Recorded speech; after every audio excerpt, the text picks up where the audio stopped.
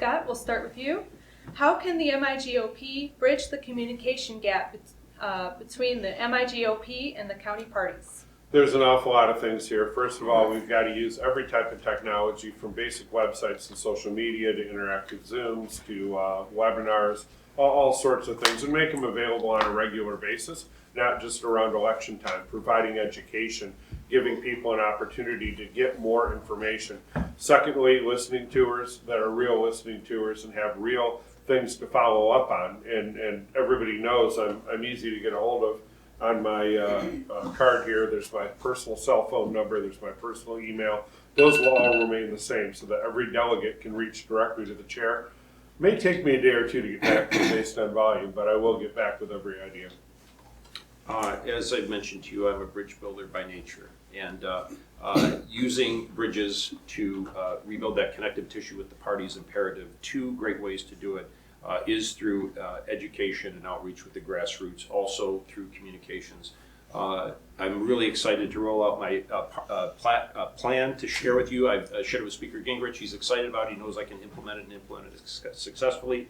There's going to be very dynamic communications within the state party emanating to the grassroots, and also an academy built both online and in person to provide education to candidates, delegates, and campaign managers so we can lead, fight, and win against the Democrats. Thank you. I think this question was about county parties specifically in a communication with leadership. Not many people realize this. I spoke about this last night, but you have a county party chair of chairs, and that's elected every 2 years. I think it's very important that this position be taken a lot more seriously. I didn't even know who that person was when I became co-chair or when I was district chair. That person's job is to be the liaison between state party and all of the counties. If I were this person, if I were running for county chair of chairs, I would make sure we were having monthly meetings with every single county chair so that they can all be on the same page about what they need. The two things that I've heard the most as I traveled the state of Michigan, especially in the rural areas, where I've seen more poverty in the rural areas than I saw in the city of Detroit. I mean, they really need some help. And I said we will develop a website immediately with all of the 83 counties and the extra two in Wayne, and that they can add in all their leadership, they can add in all their events, all their fundraising. We will do that. We will also make sure that in every case that all the down ticket votes from school board, everything, we will produce flyers, pay for them, send them out to the local printers for you to distribute, so there's never a case where you don't know who to vote for in a nonpartisan race. All right, Joe, this one starts with you. Should the MIGOP chair endorse in races such as governor, secretary of state, and attorney general, or senate? As has been proven in the not so recent past in 2022, party officials, including some sitting at this table, have endorsed in primaries for candidates. That is dangerous, it is disastrous, and it has had disastrous results. That can't happen. You have to take the position of Switzerland, neutrality, be a mentor to people who could be prospective candidates, and let the primary process settle itself out. Trust in the delegates at the state convention to choose who is best. And then once those candidates are identified, you back them where they have the greatest chance of beating the Democrats. Very important heading into 2026. Thank you very much. Our current bylaws have a rule that say that party leadership cannot endorse in the primaries. So this question is sort of moot at this point. But a few years ago, that was not in the bylaws. President Trump asked me to support Matt DePerno for Attorney General. He asked me very pointedly in a phone call, Meshawn, I need you to help Matt. I need you to get him over the finish line at convention. I need you to help him win. I did everything I could because that was what Donald Trump asked me to do. They've now changed the rules, and so of course I will abide by our bylaws that say that we are not allowed to endorse in any primary. Geyer, rebuttal, please. There's also a track record from Meshawn of backing state representative candidates. There was a 75 in the primary, and they had a 75% losing record. We need a leader, fighter, and winner, not one of that track record, exercising that judgment and temperament that was exercised that resulted in losses. Thank you. A rebuttal? You don't have any left. Sorry. Not true. Scott or Jim. Whether it's in the bylaws or not, this kind of filth I've seen in politics, disgusting, where people of power put thumbs on the scale in primaries when you've been elected and honored with the position by golly, you had better be standing clear of this primary stuff, because if you do, you hear it all the time. People are doing it under the table, let alone, as Meshawn did publicly. I will absolutely not be involved with the primary and support the ones who come out 100%, whoever it is, for the general election. As chair, I'll be compliant with every rule, every regulation, every bylaw, and that would currently prohibit this activity.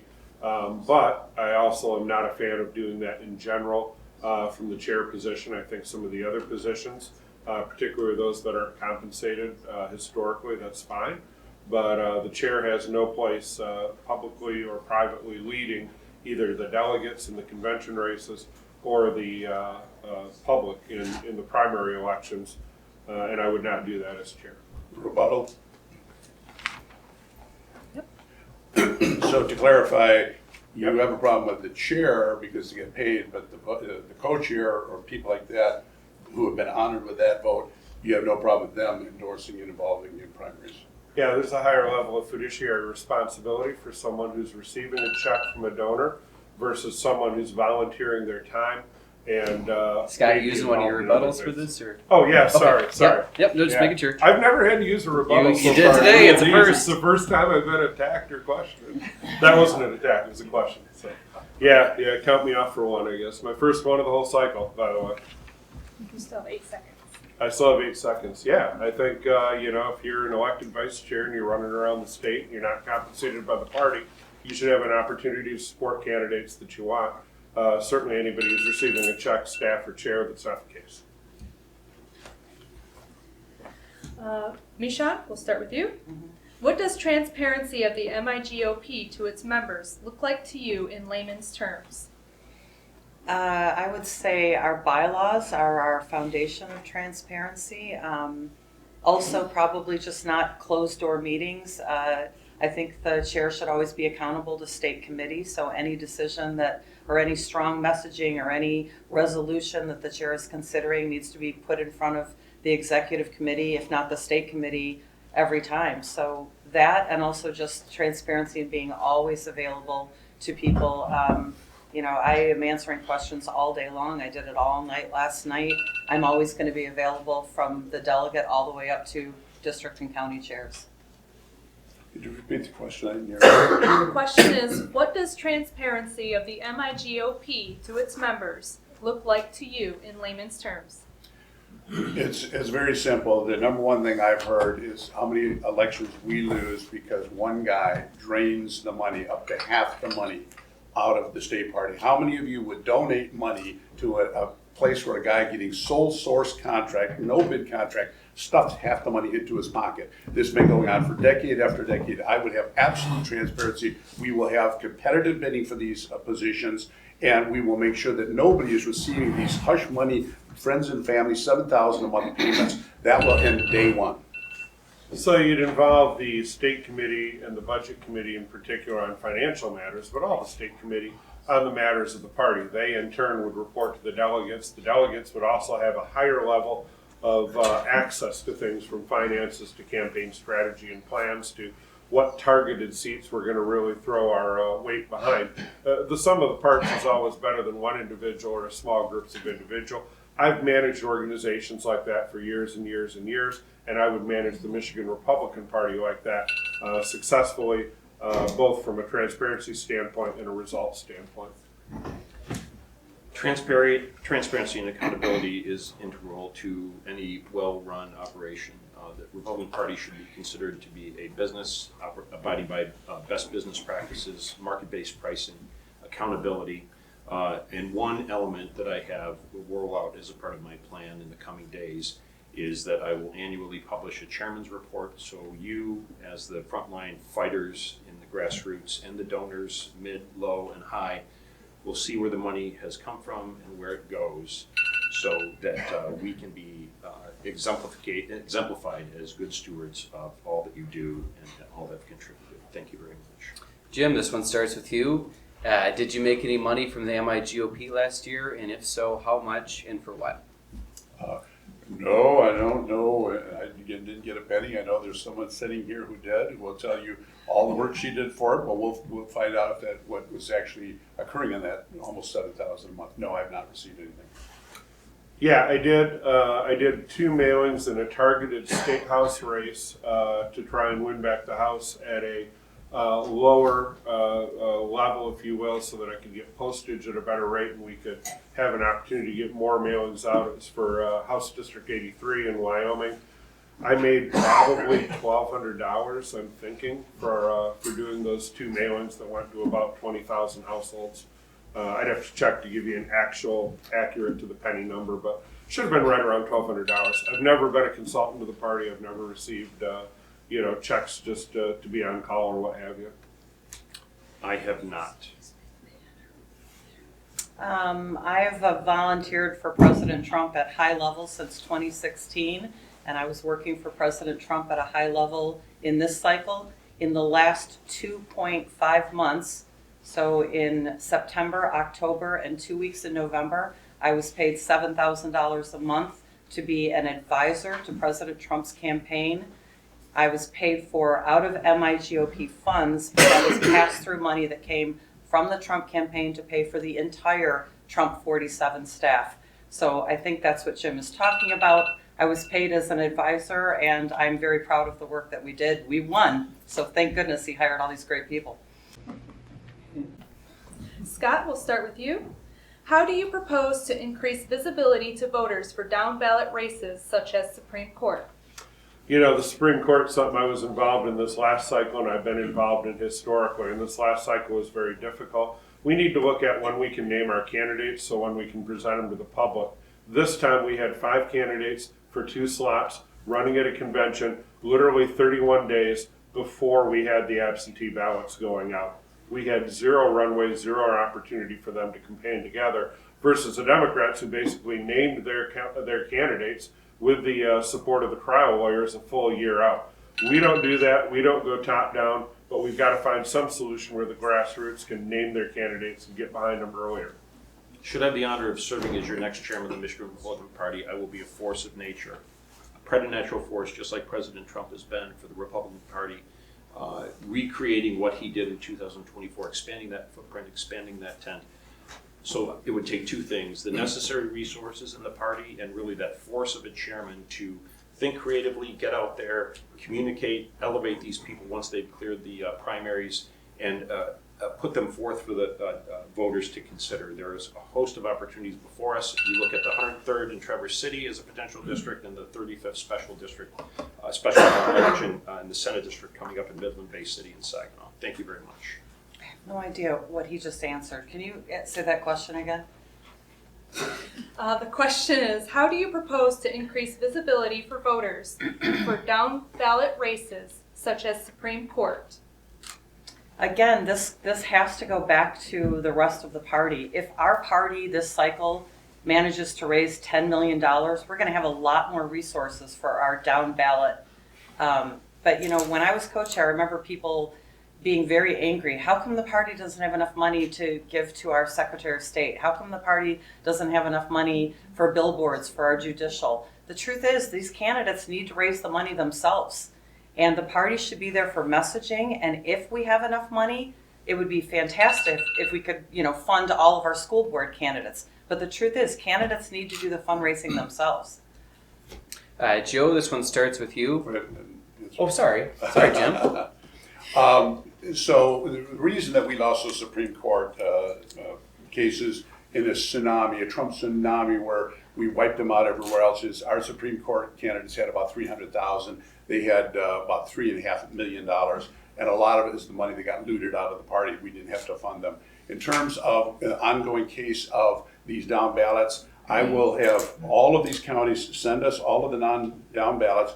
We will do the file, we will send it to a local printer, and we will pay for stacks and stacks so that never again are we going to lose these down ballots, especially judge races, because people don't know who the Republicans are. Okay, so Joe, this one starts with you. Yes, sir. Let me see here. If you have identified yourself as a grassroots candidate, please elaborate on how you feel concerning the removal of the previous MIGOP chair who was elected by a majority of the grassroots activists. I would revert to the answer that I gave earlier. The state party bylaws and governance trumps state law. It should have been kept out of the courts, and it should have been settled amicably not necessarily easily, but it should have been an internal decision. That may have been very difficult, but it is better than involving governmental bodies. There's Supreme Court precedent that involving the free association clause that points to that being the way to do it, and that law must be abided by. What happened the last cycle was devastating to our party and to a lot of us personally. I had a front row seat to the whole thing. I mean, it was painful, but the bylaws were abided by, and she was removed. And the only thing I can say about Christina Caramo is after she became state party chair, I reached out to her immediately the same day. I reached out to her for months afterwards. I wanted to help. We were probably the first largest donors to her Mackinac conference, but she never responded, and the whole thing is still heartbreaking for me. For me, during that time period, I was not at these battles. I was working on campaigns, so I don't know all the nuance in the ins and outs. I've heard from one side that the rules were not followed. I heard from the other side they were followed. That's something, as chair, I'll have to investigate a little further and see if there is some needed changes. But candidly, like I said, I have not been attacking any faction. I have not attacked any of the former chairs, any donors. My focus is to look ahead as the chair and make sure we can heal the party. It was awful. I hated it. I hated it for the organization. I hated it for the people that were involved. I also reached out to Christina a number of times, including on her election day, congratulated her, let her know, hey, I'm a team player. I'm always glad to help any conservative cause, any Republican cause, and I did not get taken up on that, which was disappointing. In terms of rules and bylaws and who's removing who and who's voting on what, I'm just interested in making sure the laws and the rules are followed to the absolute letter of law. I'm a rule of law guy, and as chair, I will ensure that everything is treated fairly, above board, and compliantly with the rules as they are written and approved by the body. Meshawn, we'll start with you. Today we spoke a lot of transparency. And speaking of transparency, will you provide the district and county chairs with a full accounting of the property on Seymour Street in Lansing, which is linked to the Michigan Republican Party? Oh, absolutely. And you're talking about the building and all of its contents and all of the digital knowledge. I don't think that that's something that should be hidden from anybody. You know, today is a very important meeting. It's happening right now. It's a meeting where the budget committee, the state committee didn't feel like they saw enough out of what happened in this last cycle. Every single dollar that was spent and flowed through the party is all being opened and laid bare today. So all of the people that made any money at all, who got paid, and where it went is all very open today. I encourage all of you to pay attention and to look at that and see how you feel about it. To me, it shouldn't be the case that the budget committee is making demands and we're getting last minute transparency. The transparency's got to be all the way through. With that building, I've been it many times. It's the design of it is like a bunch of little cubicles. I don't know if that can be modified so it's useful to having meetings and that type of thing. But the transparency, I will make darn sure you know what we're paying for this, what the plans are, because what I see in terms of that building and trying to get anything done, it's very difficult. So the building's owned by a trust that was set up by the two people that paid all the money to buy the building, and parts of that building are sublet. For example, Tom Barrett for Congress has a section of the building that he rents out for his campaign.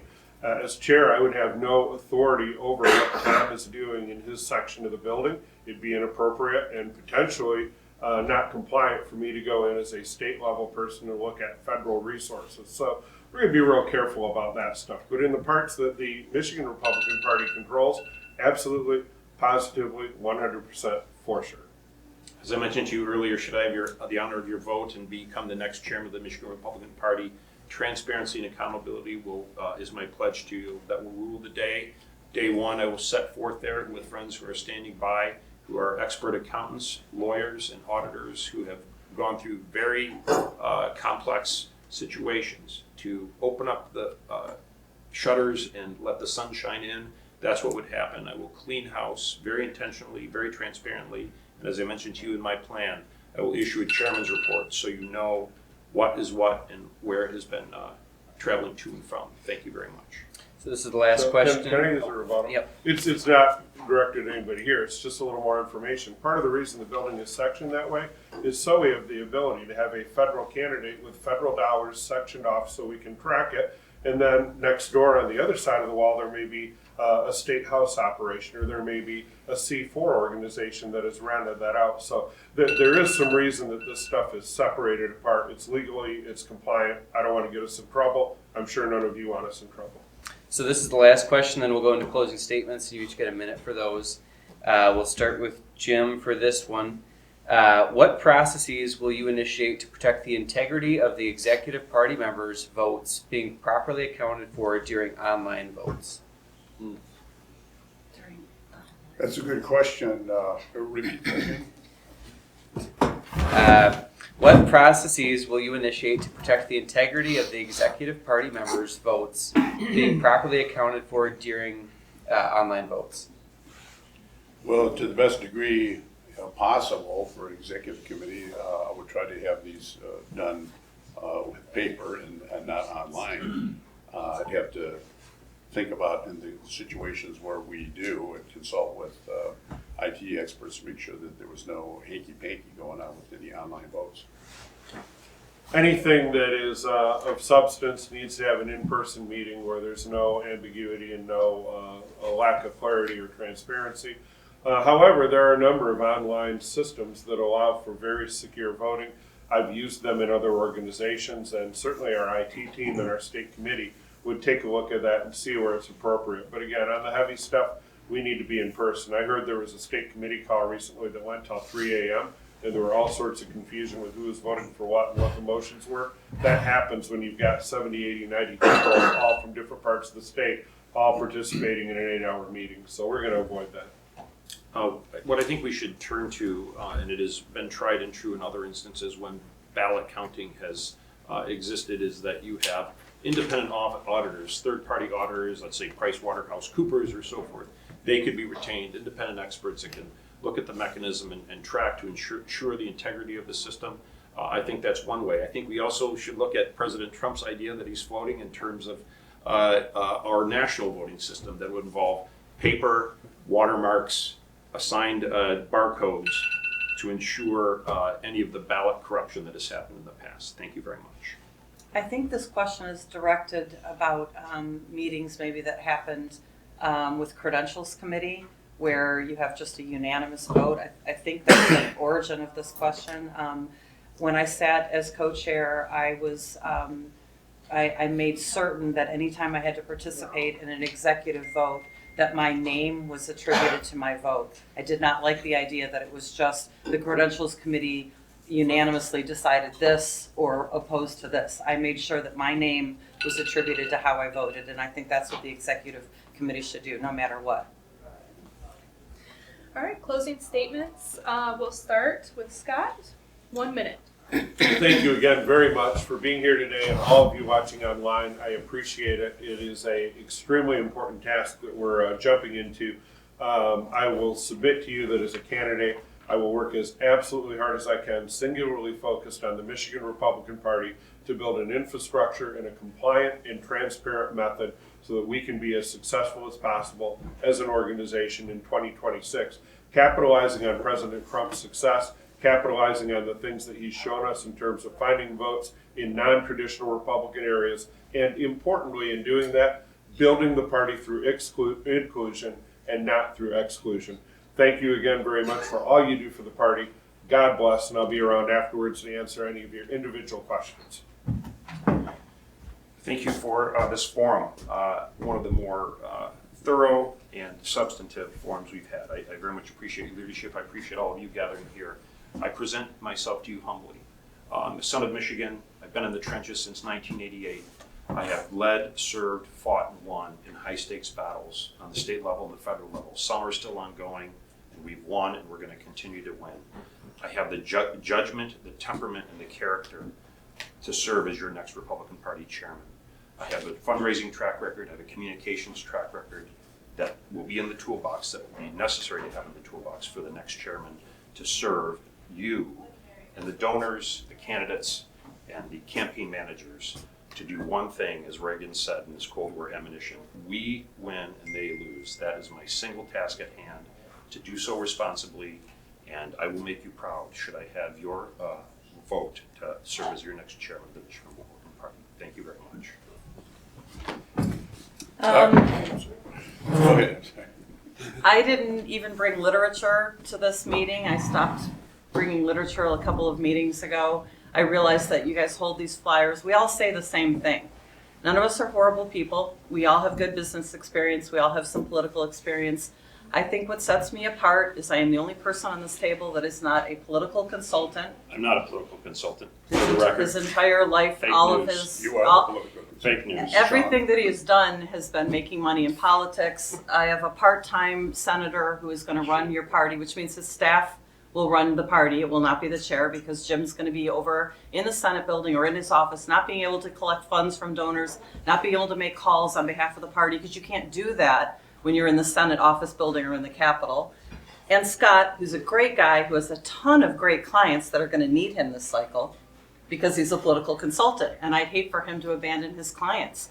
I'm the only person that has the energy, the passion, and I can't tell you how much I want to win everything in 2026, and so I ask for your vote. Well, I will have the time, talent, and temperament to do this job. Well, I have more time than anything, time of my entire life, with the little bit of time I have to devote to the Senate. However, I am not a consultant, but Meshawn's check did say consultant from the state party. And I think what more than anything else, as I talk to people around here, is the trust. There's only two of us that have a record. My record speaks for itself. 10 years of the most conservative record, and there you fight every day to keep that conservative record. Meshawn has her record from 2022, the worst disaster we ever had. Lost the Senate for after over 40 years. We get the three women blasted us apart. We lost absolutely everything. No one could find her, and Ron Weiser was gone. She was the person in charge. We both have a record. The other two, great people, but they don't have something that you can rely on. Trust is what I hear everywhere around. We hear this blather from these people running for this office every time, but what can you trust that they're saying? Trust the record. Thank you. So with that, we'd like to thank everyone for coming, and everyone that tuned in online. You can find us on Breaking It Down podcast on Facebook, Rumble, and YouTube. We'd like to thank all the candidates. I know it's a long trek up here. We'd like to thank the Presque Isle GOP. They're the ones that have this building and provided us with pizza afterwards. I'd also like to thank Jeff and Jessica Dobbs and their company Intrigue Digital to push this out there. So again, you can find us on Facebook, and we will have all this put on YouTube and Rumble. So thanks for coming.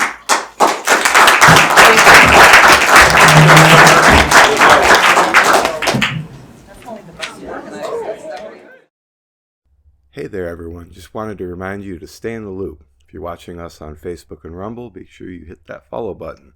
If you're following us on YouTube, be sure you subscribe and follow so you can see every episode. Thanks for watching, everyone. We'll see you next time. A large retail store just canceled a huge order, leaving us with a ton of extra MyPillows. But you know what? That's their loss. I'm going to make it your gain. For the first time ever, you get standard classic MyPillows for wholesale prices, only $14.88. I can't believe I'm even saying that. Only $14.88. But it gets even better. For a limited time, I'm going to offer my entire classic collection at wholesale prices. Upgrade to a queen size MyPillow for just $18.88. King size only $1 more. Get my body pillows for $29.88 and multi-use MyPillows for only $9.88. So go to mypillow.com or call the number on the screen. Use your promo code to take advantage of wholesale pricing for the first time ever on TV, including my standard size MyPillow, only $14.88. They've never been offered this low before. We have limited quantities at this price, so limit's going to be 10, and once they're gone, they're gone.